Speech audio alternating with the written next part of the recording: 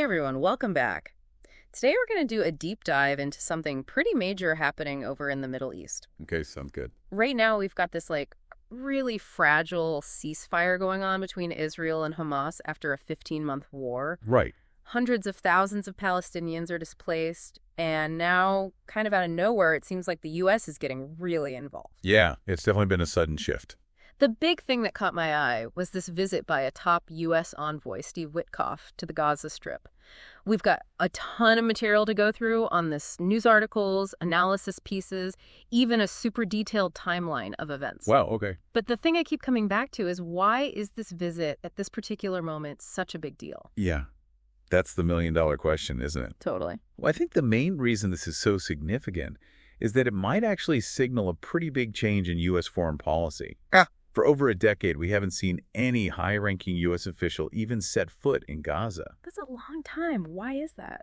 Well, a lot of it has to do with the fact that Hamas controls the territory, and the U.S. designated them as a terrorist organization way back in 1997. Right. So that makes things tricky. Yeah, it really does. Yeah. So Witkoff going there suggests that the U.S. wants to get more involved in the region again, but it also creates this huge dilemma for them. How can they be part of a peace process when they officially consider Hamas a terrorist group? It's like they're trying to walk a tightrope. Absolutely. Speaking of tight spaces, there's a lot of talk about something called the Netzarim Corridor in these articles. What exactly is that, and why is everyone focused on it right now? Well, that's an interesting one. Basically, the Netzarim Corridor is this 4-mile strip of land that the Israeli military created during the war. Okay. It basically cut right through Gaza and gave them control over movement within the territory. Like a dividing line. Exactly. But here's the thing. As part of the ceasefire agreement, Israel pulled back from parts of the Netzarim Corridor. Yep. This is allowing some of the Palestinians who had to flee their homes to go back to northern Gaza. And get this, American security contractors are managing the whole return process. Wow, that's fascinating. So even though the U.S. doesn't officially recognize Hamas, they're actually playing a key role in making this ceasefire work. Right. It's a bit of a contradiction, isn't it? You have this official policy of not engaging with Hamas, but then you have American firms like Safe Reach Solutions literally on the ground running the Netzarim Corridor. It's like they're operating on two completely different levels at the same time. Yeah, it really highlights just how complicated this whole situation is. Okay, so we have this narrow corridor where people are starting to go back home, and U.S. contractors are making that happen. What about the rest of the border, though, especially the part with Egypt? Well, that's where the Philadelphia Corridor comes into play. It's another strip of land, about 8 miles long this time, running between Egypt and Gaza. Got it. The big difference is that Israel still controls the Philadelphia Corridor completely. And it's a really tense situation because Israel says that Hamas uses this corridor to smuggle things in. Okay, so that makes it a pretty big obstacle in the ceasefire negotiations then. Absolutely. It's actually a key sticking point in the second phase of the talks.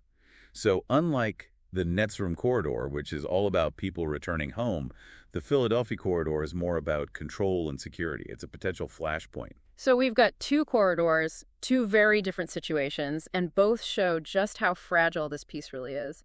It seems like Witkoff had a pretty packed schedule on this trip, though. He didn't just focus on the corridors, right? Yeah, he was all over the place. He went to Saudi Arabia to talk about some kind of bigger Middle East peace plan. He met with Palestinian leaders and, of course, had that big meeting with Prime Minister Netanyahu in Jerusalem. So it sounds like this was more than just a quick visit. It was a whole diplomatic push. Definitely. And it's all connected. The Trump administration has been really pushing for Israel and Saudi Arabia to normalize relations. And the future of Gaza is a big part of that. So there's a lot riding on all of this for everyone involved. For sure. And right in the middle of all this high-level diplomacy, you have this whole hostage and prisoner exchange thing going on, which was a big part of the ceasefire agreement. Right.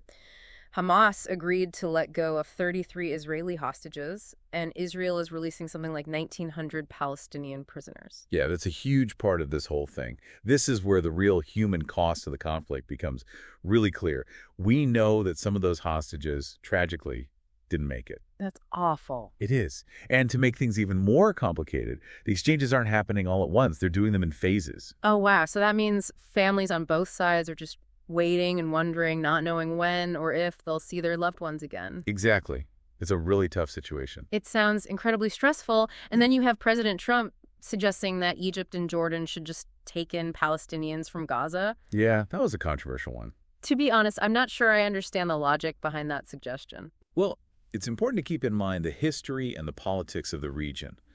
Both Egypt and Jordan already have pretty big Palestinian populations, and they're really worried about anything that could make things less stable in the region. Okay, that makes sense. And they also see it as something that would really undermine the Palestinians' right to govern themselves. Yeah. Imagine being told you have to leave your own homeland and move to a different country, whether you want to or not. Yeah, I can see why they'd be against that. It definitely doesn't feel like a real solution. And then you have Netanyahu dealing with pressure from his own right-wing allies to just start fighting again. Oh, right. He's got his own problems to deal with. They don't want him to extend the ceasefire, even though that's what the U.S. wants. How does that kind of internal pressure affect everything else that's going on? That's a tough spot for him to be in. He has to try and balance international pressure with what's going on within his own government. In Israel, security is always a huge concern, and the people who want a tougher response to Hamas have a lot of influence. So even though there is this ceasefire, there are all these other things going on that could easily derail the whole peace process. Absolutely. It sounds like navigating this is like walking through a minefield. There's danger everywhere you step. Yeah, it's a pretty good analogy. And we haven't even talked about the UNRWA yet. Oh, right. What's going on with them? That's the main UN agency that's been helping Palestinian refugees. Israel just passed some new laws that restrict what UNRWA can do. How does that affect things? Well, the agency says these new laws could totally undermine the ceasefire. That doesn't make much sense. Why would Israel do that if it could hurt the peace process? It is a bit confusing. But here's the thing. The Trump administration actually supports Israel's decision to restrict UNRWA. Wait, so Israel is making it harder for the UN to help, which could hurt the chances for peace, and the U.S. is backing them up on that. Yep, that's pretty much it. It seems like every time there's a little bit of progress, something else comes along to mess it all up. It's definitely a 2 steps forward, 1 step back kind of situation. So to sum it all up, we have this unusual push from the U.S. to get involved in Gaza, a ceasefire that could fall apart at any moment, tons of Palestinians who have lost their homes, and a path to peace that's full of obstacles and disagreements. That's a pretty good summary. And this is just scratching the surface. You're just getting started. Yeah. What's really important to keep in mind through all of this is that there are real people's lives hanging in the balance. Oh, absolutely. Ordinary Palestinians in Gaza are in a really tough spot. Big parts of their territory are just destroyed. Their future is completely uncertain, and no one's really listening to what they have to say. It makes you wonder what it would actually take to achieve a lasting peace in Gaza. What do you think needs to happen? It's a complicated question with no easy answers, but trying to understand the situation is a good first step. I agree. We've only just started to explore all of this, and we really encourage you to dig deeper into these sources and learn more about it on your own. We'll be back for part 2 of this deep dive soon. Sounds good. Looking forward to it. So we've been talking about how the U.S. is trying to get involved in this Gaza ceasefire and all the tricky politics happening on the world stage. But now I think we should get back to the human side of all of this. Yeah, you're right. It's easy to get lost in all the high-level negotiations and political pressure. But we can't forget that there are real people caught in the middle of this. Exactly. And one of the things that really highlights this is the whole hostage and prisoner exchange that's going on. It's a huge part of the ceasefire agreement.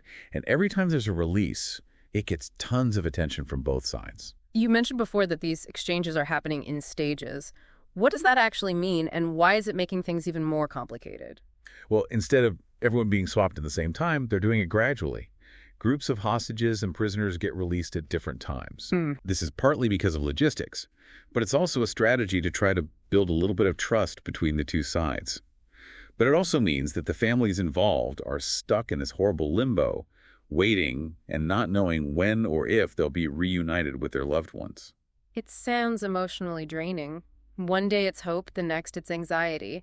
And on top of that, we already know that not all the hostages survived. That's right. The news that some of the hostages are dead has been absolutely devastating for their families. It's a harsh reminder that even though there's a ceasefire now, the damage this conflict has caused is really deep, and it'll take a long time for things to heal. It makes you think. And speaking of difficult things, I wanted to go back to President Trump's idea that Egypt and Jordan should take in Palestinians from Gaza. We talked about it a little bit before, but I'd like to understand better why so many people are against it. What are the historical and political sensitivities surrounding this suggestion? Well, a lot of people see it as an attempt to ignore the whole issue of a Palestinian state. Both Egypt and Jordan have large Palestinian populations already, and they're worried that taking in even more people could make things really unstable in the region. Right. And they also feel like it'd be saying that it's okay to force Palestinians out of their homeland. That makes sense. It's a really sensitive topic. So the suggestion, even if it was meant well, kind of ignores decades of history and this fight for Palestinian self-determination. It basically says, let's just move these people somewhere else and pretend the problem's gone. It's oversimplifying a very complex issue. It seems like it goes against the U.S. goal of a two-state solution, too. It does raise questions about whether U.S. foreign policy is really consistent. On one hand, they want a peaceful solution and a longer ceasefire, but on the other hand, they're making these suggestions that undermine the whole idea of two separate states. It's definitely a mixed message. And on the topic of mixed messages, we were talking about the U.S. supporting Israel's decision to limit what UNRWA can do, even though it could hurt the chances for peace. Can you explain what the consequences of that decision might be, both for the Palestinians and for the ceasefire itself? The impact could be pretty big. UNRWA is the main organization providing essential things like food, healthcare, and education to millions of Palestinian refugees in Gaza. If they can't operate properly, things could get even worse for the people there, leading to more poverty, more desperation, and maybe even more violence. So it's about more than just aid. It's about keeping things stable and meeting people's basic needs. Right, and it adds to the feeling among Palestinians that the world doesn't care about their suffering, or even that they're being deliberately hurt by the international community. This kind of feeling can make extremist groups like Hamas stronger and make it even harder to get a lasting peace. It's a vicious cycle. The worse people feel, the more likely they are to turn to extreme solutions. So, back to the big question. What are the chances that this ceasefire will last and that we'll actually see real progress toward a lasting peace? Well, to be honest, it's hard to say for sure. There are a lot of powerful forces on both sides pushing for very different things. You have the U.S. and some European countries that want things to calm down and are trying to use diplomacy. But then you have people in both Israel and Palestine who think this conflict can only end when one side wins and the other loses.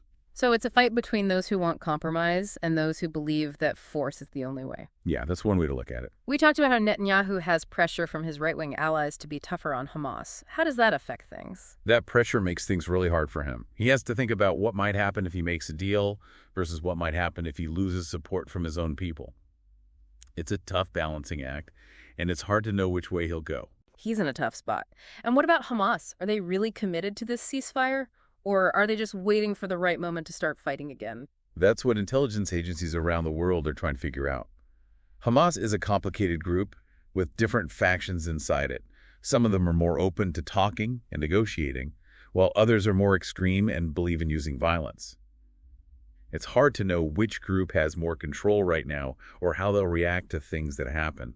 So a lot depends on things we don't really know about. It seems like the future of this ceasefire depends on a whole bunch of things. The internal politics of both Israel and Hamas, the role of countries like Egypt and Saudi Arabia, and what the international community does. You're getting it. It's not a simple situation. It's more like a really complicated chess game where every move affects everything else, and it's impossible to predict who will win. And while all of this is happening, it's easy to forget about the human cost. We've talked about the hostages and prisoners, but what about the hundreds of thousands of Palestinians who had to leave their homes? What are their chances of going back and rebuilding their lives? That's an important question that often gets lost in all the political talk. The number of people displaced in Gaza is huge, and the damage to their homes and communities is extensive. Even if this ceasefire holds, rebuilding everything will take a long time and a lot of effort. They'll need financial help, cooperation from the international community, and real commitment from everyone involved. And it doesn't seem like that commitment is there right now. That's true. Everyone talks about peace, but actually doing something to make it happen is a lot harder. And if things don't get better for ordinary Palestinians, any ceasefire is probably going to be temporary. So, beyond just stopping the fighting, what needs to happen to create a lasting peace? What would a good future for Gaza look like? Well, the first thing is to really address the underlying problems that cause the conflict, not just the fighting itself. That means dealing with issues like poverty, unemployment, and the fact that Palestinians don't have much political power. It means investing in their economy, giving people opportunities to build better lives for themselves and their families. It's about giving people a reason to believe in peace, a chance to have a good future. But how do you do that when there's so much distrust and anger on both sides? How do you get them to work together and find solutions that benefit everyone? That's the big challenge, isn't it? It means both sides need to change the way they think about this conflict. They need to stop seeing it as a game where one side has to win and the other has to lose. They need to see each other as human beings, acknowledge the pain that's been caused, and look for solutions that work for everyone. We've spent a lot of time talking about the political side of this Gaza ceasefire and all the different power dynamics. But in the end, what really matters is how all of this affects the people involved. So let's talk about them, starting with the people who had to leave their homes. What are they hoping for as they try to rebuild their lives in the middle of all this uncertainty? It's really important to remember that Palestinian people aren't all the same. They have different views, different political beliefs, and different goals for the future. Right. Some people might see this ceasefire as a real chance to start fresh, while others are probably really skeptical. Yeah, that makes sense. They've been through years of conflict, displacement, and economic hardship. Their homes have been destroyed. Their families have been torn apart. It's got to be hard to just embrace this ceasefire and believe that things will actually be different this time. I can see why they'd be hesitant. It's a lot to ask. But even with all the despair, there's this amazing resilience among Palestinians, a determination to survive and build a better future for themselves and their kids. I've seen that. You have Palestinian activists, community leaders, artists, everyday people working so hard to rebuild their communities, start conversations, and push for a peaceful solution. Their stories often get lost in all the political noise, but they're the ones who will really shape what happens in Gaza. They're the ones who really matter. But how do you make sure their voices are heard when the negotiations are happening at such a high level? We're talking about powerful countries and political leaders who have their own interests. How do you bridge that gap between what people want and what's happening on the global stage? Well, that's where grassroots organizations, civil society groups, and international NGOs come in. Right. They can help amplify the voices of everyday Palestinians, advocate for their rights, and provide support as they try to figure things out. They're like a bridge between the people on the ground and the rest of the world, making sure that the human cost of the conflict isn't forgotten in all the political talk. It's about empowering them, giving them the tools they need to create their own future. Exactly. And it's about making sure that the people in power are held accountable, making sure that this ceasefire agreement and any future peace talks actually lead to real improvements in the lives of ordinary Palestinians. Peace can't just be something that's decided by a few people at the top.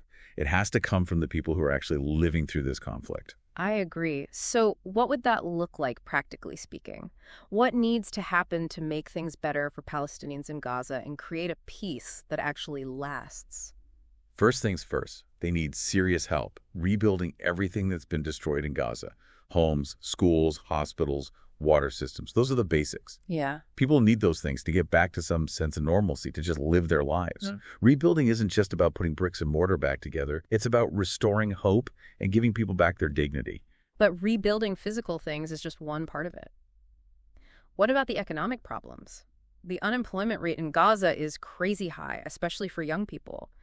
How do you create a future where those young people have opportunities and can see a way forward that doesn't involve violence or feeling trapped? That's such an important point. Giving people economic opportunities is key to making things more stable and giving people hope. It means investing in education, job training, and programs that help people start their own businesses. Right. And it also means making it easier for goods and people to move in and out of Gaza. A strong economy can help build peace because it gives people something real to work towards, something to lose if things go back to conflict. But that's where Israel's security concerns come in, right? They've always said that easing restrictions could let Hamas bring in weapons and things that could be used for attacks. So how do you balance those security worries with the need for economic growth and letting things flow more freely? Yeah, it's a tough balance. There's no magic solution.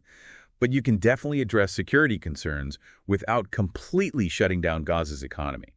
It takes a combination of things: specific security measures, sharing information, and being willing to take some calculated risks.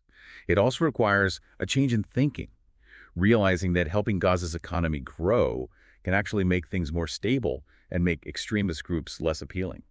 So maybe gradually easing restrictions, along with more monitoring and better cooperation between Israeli and Palestinian security forces, kind of like a trust but verify approach. Exactly. But building that trust takes time. It takes consistent effort, transparency, and a willingness to work together even when things get tough. It means recognizing that security and economic development go hand in hand. They're both essential. So everything comes back to trust, right? Building trust between two sides that have been fighting and mistrusting each other for so long. That's the key. It's a long and difficult process, and there will definitely be bumps along the way. But if there's no trust, any peace agreement is going to be very fragile. Trust is the foundation for lasting peace. So where do we go from here? What should we be looking out for as this situation develops? What might happen next, and what could it mean for the people in Gaza? The situation is constantly changing, so it's tough to say for sure what will happen in the coming weeks and months. But there are a few key things to watch. The prisoner and hostage exchanges that are happening now are super important. If those go well and both sides act in good faith, it could create some momentum for more talks and help build a little bit of trust. What else? Well, the meeting that's coming up between Netanyahu and President Trump is going to be huge. It's a chance for them to discuss the ceasefire, whether it be extended, and the broader plan for peace in the Middle East. But Netanyahu is getting a lot of pushback from his right-wing supporters who don't want him to give anything to Hamas. What he does will tell us a lot about how committed he is to finding a peaceful solution. Right. And then we have all the other countries involved, like Egypt, Saudi Arabia, and Qatar. Exactly. They all have a stake in how this plays out, and they'll definitely influence what happens. It's like a really complicated game with a lot of different players. It is.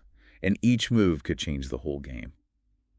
It's important to stay informed, understand the subtleties of this conflict, and realize that there are no easy solutions. And while we're trying to make sense of all the politics, we can't forget about the human cost of this conflict. The thousands of people who have died, the families that have been broken, the communities that have been destroyed. Their stories are a reminder that we need to find a peaceful solution, and we need it urgently. That solution needs to respect the rights and hopes of both Israelis and Palestinians. Well said. At the end of the day, peace isn't just about signing papers or drawing lines on a map. It's about creating a future where everyone can live safely with dignity and respect for each other. It might seem really difficult, but it's a goal worth fighting for. Absolutely. And that's where we leave you today, listeners. Stay informed, talk to each other about these issues, and use your voice to speak up for a just and lasting peace in Gaza and everywhere else. Because even the smallest acts of kindness and understanding can make a difference. They can create ripples of hope that can spread and touch even the most difficult conflicts. Thanks for joining us on this deep dive. We hope you learned something new about the situation in Gaza, but remember, this is just the start of the conversation. Keep learning, keep questioning things, and keep talking about how to bring peace to the Middle East. We'll see you next time.